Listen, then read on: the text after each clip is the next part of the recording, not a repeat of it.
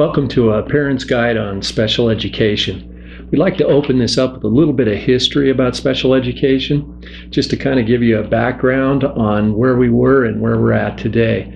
Prior to 1960, there really wasn't any special education. Children with disabilities were pretty much sent away. They were separated from children at school. They either stayed at home or were sent to an institution, but educationally, they were pretty much ignored.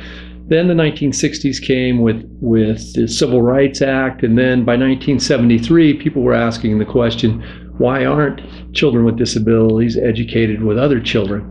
So in 1973, the Rehabilitation Act of 1973 was enacted, and essentially the Rehabilitation Act is the civil rights law for people with disabilities, but also for children with disabilities. And contained in the Rehabilitation Act is a specific area on education which guaranteed children with disabilities a free, appropriate public education.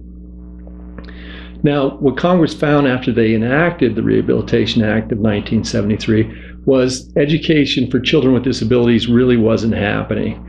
So Congress revisited the issue and came up with what is called the Individuals with Disabilities Education Act. Originally, it was called the Education of All Handicapped Children Act, but then the name was changed to IDEA, Individuals with Disabilities Education Act.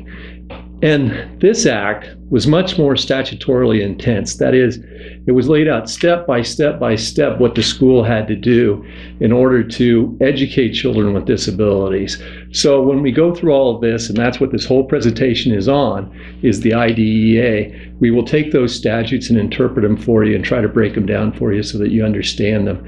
And it's really helped education for children with disabilities. They've come a long ways.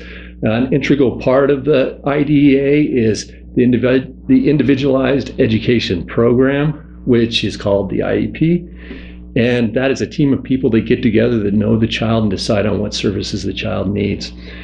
As we go into the future a little bit, just to let you know, some of the definitions have changed. Most recently, the ADA broadened the definition for both the American with Disabilities Act and the Rehabilitation Act to include even more children with disabilities to have services for their education. So hopefully in the future, it gets even better, but it's come a long ways and it's really pretty good. And we will take you step through step on how to enforce your rights, your educational rights for your children.